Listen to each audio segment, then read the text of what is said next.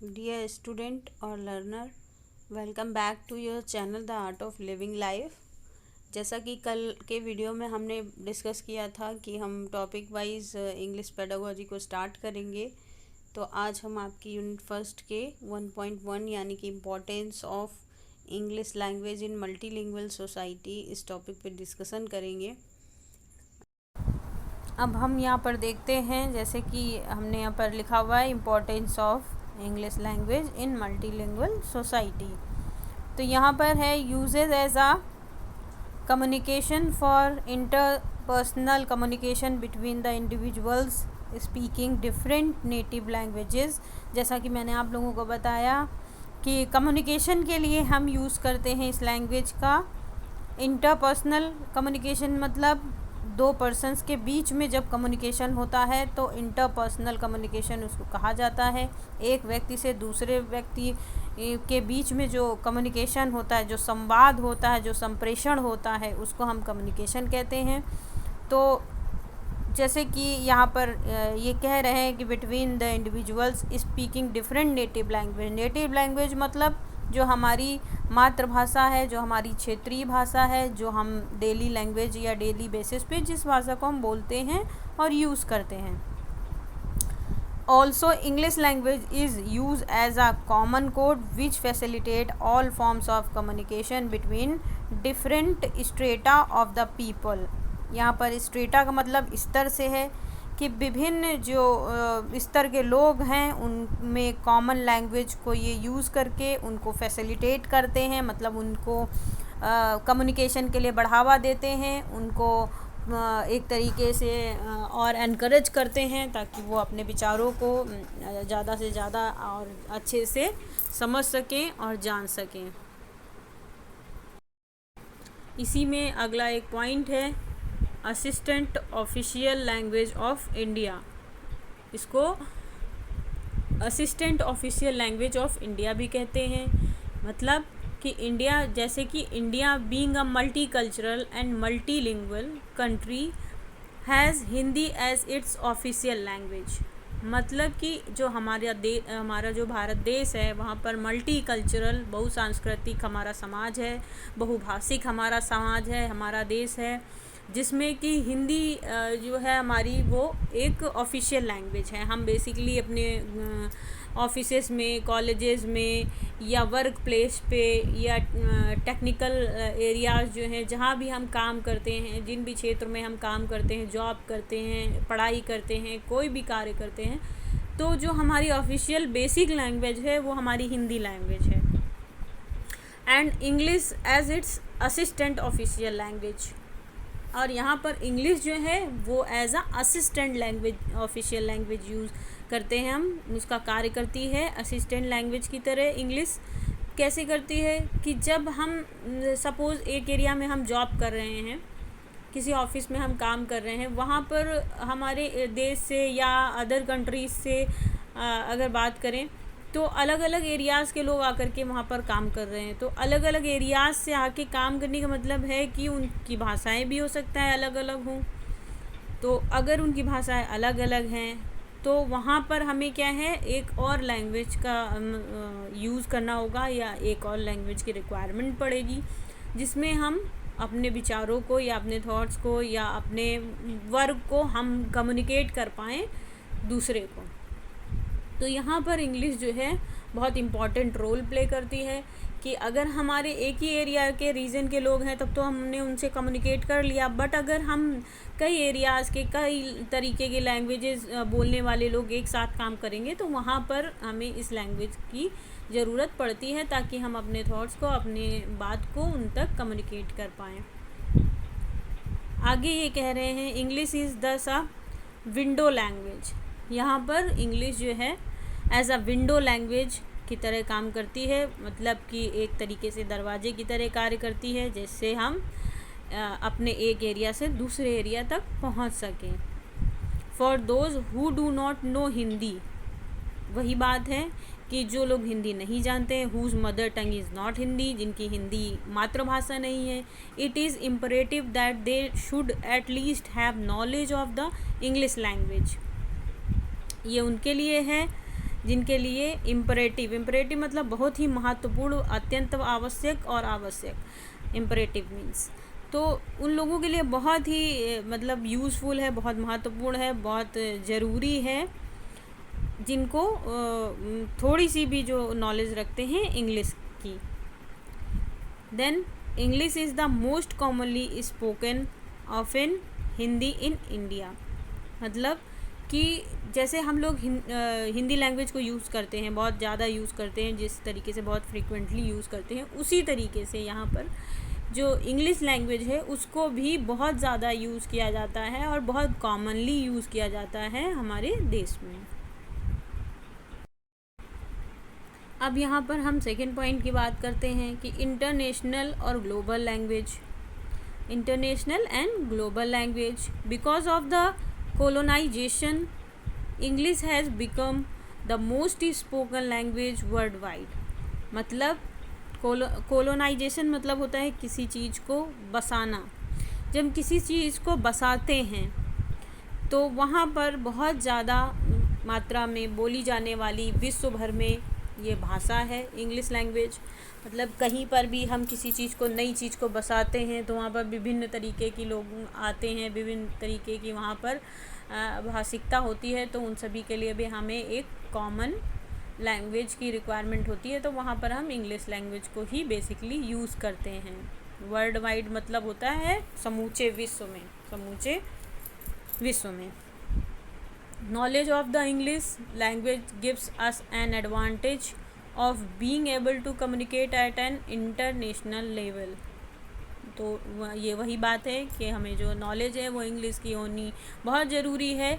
इसका बहुत बड़ा फ़ायदा है, बहुत बड़ा एडवांटेज है कि हम कम्युनिकेट कर सकते हैं इंटरनेशनल लेवल पे। It also by international treaty the official language for aerial and maritime communications. मतलब यहाँ पर जो आपका ट्रीटी मतलब है वो एक तरीके से संधि या सुलह से है, एरियल का मतलब यहाँ पे हवाई से है, और मैरीटाइम मतलब समुद्र तटीय।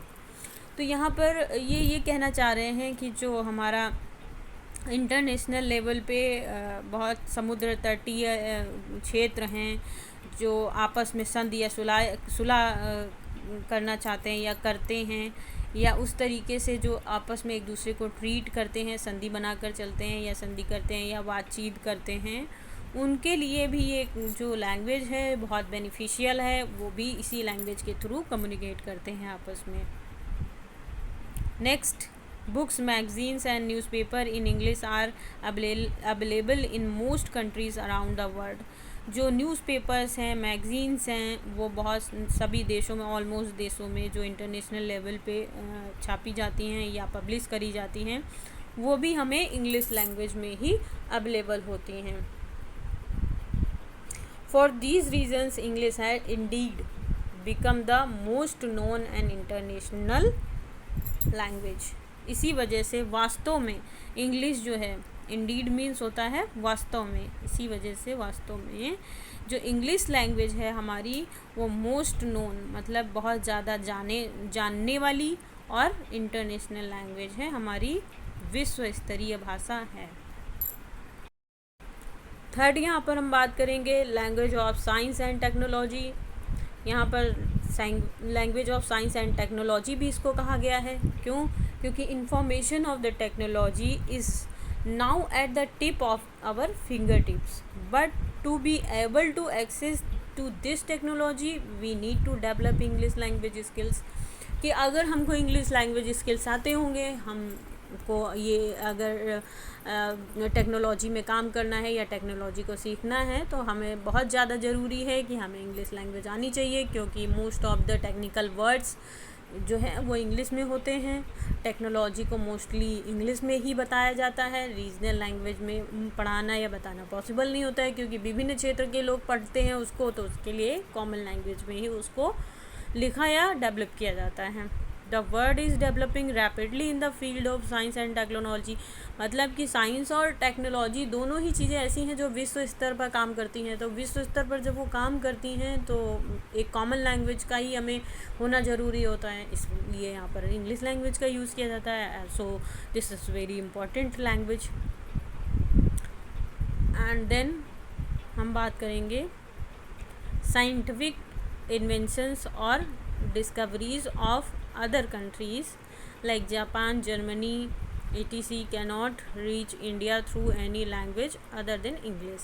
मतलब अदर, यहाँ पे ये कहना चाहते हैं कि जो अदर कंट्रीज़ हैं वो भी अगर हमारे देश में कम्युनिकेट करना चाहेंगी, हमारे देश में आना चाहेंगी या हमसे कोई बात कहना चाहेंगी, तो उनके लिए भी जो कॉमन लैंग्वेज है वो इंग्लिश ही है और किसी लैंग्वेज के अलावा। 4 पॉइंट है यहाँ पर लैंग्वेज ऑफ एडमिनिस्ट्रेशन, मतलब प्रशासनिक भाषा। अब यहाँ पर जो प्रशासनिक शब्द का यूज़ किया गया है, ये एडमिनिस्ट्रेशन शब्द का जो यूज़ किया गया है वो उससे मतलब है कि हमारे देश में जो भी एडमिनिस्ट्रेशन है, जो भी हमारा प्रशासनिक लॉज हैं या प्रशासन से रिलेटेड कोई भी चीज़ है, डॉक्यूमेंट्री बनती है या कुछ भी होता है, तो उसको हमारी जो रीजनल लैंग्वेज है या जो हमारी मातृभाषा है, राज्य भाषा है, उसमें भी बनाते हैं। इसके अलावा साथ में इंग्लिश में भी डेवलप करते हैं उसको। क्यों? क्योंकि हमारा जो देश है, जैसा कि हम लोगों ने पहले ही भी डिस्कस किया कि मल्टीलिंगुअल सोसाइटी, बहुभाषिक समाज है, तो वहाँ पर बहुत सारी भाषा होने की वजह से इसको कॉमनली इंग्लिश लैंग्वेज में भी कन्वर्ट करके रखा जाता है, ताकि लोगों को उस चीज़ को, कॉन्सेप्ट को समझने में, वो उनकी बात, उसकी बात को समझने में वो समझ सकें, उसको रीड आउट कर सकें। उसके लिए इंग्लिश में भी उनको ट्रांसमिट किया जाता है। अब यहाँ पर हमारे पास कुछ पॉइंट्स और हैं जिन पे एक बारी हम और फोकस कर लेंगे। वो पॉइंट्स हैं कि English is a global language, यह एक इंटरनेशनल भाषा है, मतलब हमारे देश के बियॉन्ड भी इस लैंग्वेज को बहुत ज़्यादा यूज़ किया जाता है। इवन हमारे देश में कम्युनिकेट करने के लिए लोग इसी लैंग्वेज का सपोर्ट लेते हैं। Then next, study English can help you to get a job, मतलब जब भी हमें कहीं जॉब की ज़रूरत पड़ती है तो इंग्लिश हमें हेल्प करती है। अगर हमको अच्छी इंग्लिश आती है तो कंपनी हमें प्रेफर करती है रखने के लिए, या जिस भी एरिया में हम जॉब करते हैं हमें इंग्लिश लैंग्वेज पे अगर हमारी अच्छी कमांड है तो वहाँ पर हमें प्रेफरेंस मिलता है, वेटेज मिलता है, हमारी पर्सनालिटी ग्रूम्ड अप होती है इंग्लिश लैंग्वेज अच्छी होने पे, तो उससे हमें बहुत ज़्यादा जॉब में हेल्प मिलती है। नेक्स्ट हमारा है learning English can help you meet new peoples. जैसे हम कभी नए लोगों से मिलते हैं तो ये हमें कम्युनिकेट करने में हेल्प करती है उनसे, तो हमें जो है नए नए लोगों से मिलने में, उनसे संप्रेषण करने में, कम्युनिकेट करने में बहुत ज़्यादा हेल्प करती है इंग्लिश लैंग्वेज, इसलिए ये लैंग्वेज इम्पॉर्टेंट है। ये सब बातें जो भी ये पॉइंट्स हैं वो ये इसी चीज़ को इंडिकेट कर रहे हैं कि ये इम्पॉर्टेंट है। यहाँ पर इन एस्पेक्ट्स पे ये लैंग्वेज इम्पॉर्टेंट है। अब इसको अगर सेंटेंस फॉर्म में आपको लिखना हो तो किस तरीके से लिखेंगे? English language is important because it helps in learning to how to communicate the peoples, how to meet the peoples, and it helps you to meet new peoples. मतलब इस तरीके से इसको हम सेंटेंस में भी फॉर्म कर सकते हैं। एंड देन जैसे यहाँ पर नेक्स्ट पॉइंट हम देख रहे हैं, many scientific papers are written in English, मतलब कि बहुत सारे जो रिसर्च पेपर्स हैं वो इंग्लिश लैंग्वेज में लिखे जाते हैं। क्यों लिखे जाते हैं? क्योंकि उनको हम इंटरनेशनल लेवल पे या नेशनल लेवल पे जब भी हमारे लैंग्वेज से रिलेटेड जो भी अदर लैंग्वेज के लोग हों उसको रीड आउट कर सकें, पढ़ सकें, हमारे पेपर को समझ सकें, हमारा पेपर एक ब्रॉड लेवल पे लोगों तक पहुंच सके। जो भी रिसर्च पेपर आपने लिखा है अगर आप उसको इंग्लिश में लिखते हैं तो उससे क्या होता है कि आपका वो पेपर जो है वो ब्रॉड लेवल पे लोगों की हेल्प कर सकता है, ब्रॉड लेवल पर लोग उस पर स्टडी कर सकते हैं, उसको रीड आउट कर सकते हैं। अगर आप अपनी लैंग्वेज में लिखेंगे तो वो उसी एरिया तक सीमित हो जाएगा, उसी एरिया तक लिमिटेशंस हो जाएंगी उसकी। नेक्स्ट पॉइंट है यहाँ पर, English is the language of the media industry.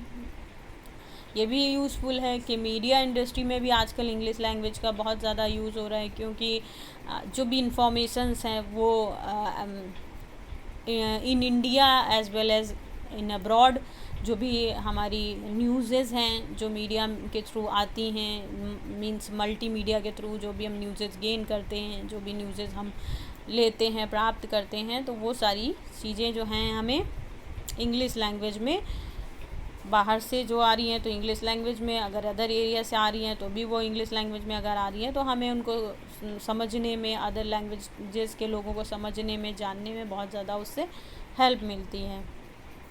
Next point है यहाँ पर 6, English is the language of the internet. अब यहाँ पर इंटरनेट तो आपको पता ही है कि विश्व स्तर पर वर्ल्ड वाइड में ये कितना ज़्यादा यूज़ इसका जो है यूज है, वो बहुत ही ज़्यादा मतलब इंटेंस लोग इसको यूज़ करते हैं इंटेंसिटी के साथ, और बहुत ही ज़्यादा यूज़फुल है लोगों के लिए। तो आपको पता होगा कि इंटरनेट की क्या वैल्यू है आज के टाइम में, और भी ज़्यादा। अभी आप लोग भी इंटरनेट के थ्रू इतना मतलब चीज़ों को जान रहे हैं, चीज़ों को ग्रो अप कर रहे हैं, तो it is very important to know the English language for the internet, क्योंकि हर चीज़ इंटरनेट पे आपको इंग्लिश लैंग्वेज में ही मिलेगी, because it is a common language among the world और नेशन। नेक्स्ट यहाँ पे हम बात करेंगे travelling. Travelling is a lot easier with a good knowledge of English.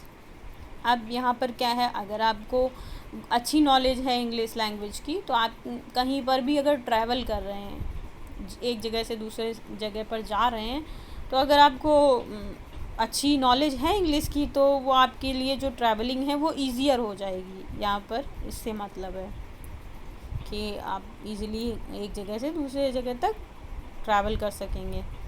Next यहाँ पर है English is one of the most important language for the business. अब अगर आप कोई बिज़नेस कर रहे हैं और उस बिज़नेस को आप ग्रो अप करेंगे, अगर आप आज नहीं तो कल आप ग्रो अप करते हैं, या वो आप ऑलरेडी एक ब्रॉड लेवल पे जाके बिज़नेस करते हैं, तो वहाँ पर भी इस लैंग्वेज को हमें आना, इस लैंग्वेज को जानना हमें बहुत ज़रूरी है। क्योंकि बिज़नेस सिर्फ एक लेवल पे बिजनेस आप बिल्ड करते हैं, तो उसमें सिर्फ एक चीज़ इन्वॉल्व नहीं होती, उसमें कई सारी चीज़ें इन्वॉल्व होती हैं, कई सारे लोग इन्वॉल्व होते हैं। तो हमें उन सब चीज़ों की नॉलेज हो, वो सब लोग हम से कम्युनिकेट कर पाएँ, हम उनसे कम्युनिकेट कर पाएँ। बहुत सारी लोगों से आपको जुड़ना पड़ता है उसके लिए, तो वहाँ पर भी इंग्लिश लैंग्वेज का बहुत ही ज़्यादा यूज़ है। नेक्स्ट हम बात करते हैं with English you can study all over the world. Very easy और वेरी इंपॉर्टेंट पॉइंट ये भी कि अगर आपको इंग्लिश आती है तो आप मतलब कहीं पर भी स्टडी कर सकते हैं, और कहीं पर भी आप जा सकते हैं स्टडी के लिए। English gives you access to multiple culture. मतलब कि अगर इंग्लिश आपको आती है, तो इंग्लिश आने की वजह से ये आपको मदद करती है, या आपको देती है क्या, पहुंच देती है, एक्सेस देती है टू मल्टीपल कल्चर। बहुत सारी संस्कृतियों को जानने और समझने और उन तक पहुंचने के लिए आपको ये मदद करती है। तो ये सारे आपके पॉइंट्स थे इम्पोर्टेंस ऑफ इंग्लिश लैंग्वेज से रिलेटेड। आई होप कि आपको बहुत ही नॉलेजेबल ये वीडियो लगा होगा, और आपको सब कुछ समझ में आया होगा कि क्या इम्पोर्टेंस है इंग्लिश लैंग्वेज की, और किस तरीके से इंग्लिश लैंग्वेज हमारे कंट्री में, इवन अब्रॉड में वर्क करती है, वर्ल्ड लेवल पे इसकी क्या इम्पोर्टेंस है। और अगर आपको ये वीडियो और ये नॉलेज अच्छी लगी हो, तो मेरे चैनल को सब्सक्राइब कर लीजिए, बेल आइकन को प्रेस कर लीजिए, और इस वीडियो को लाइक कर दीजिए। Thank you so much.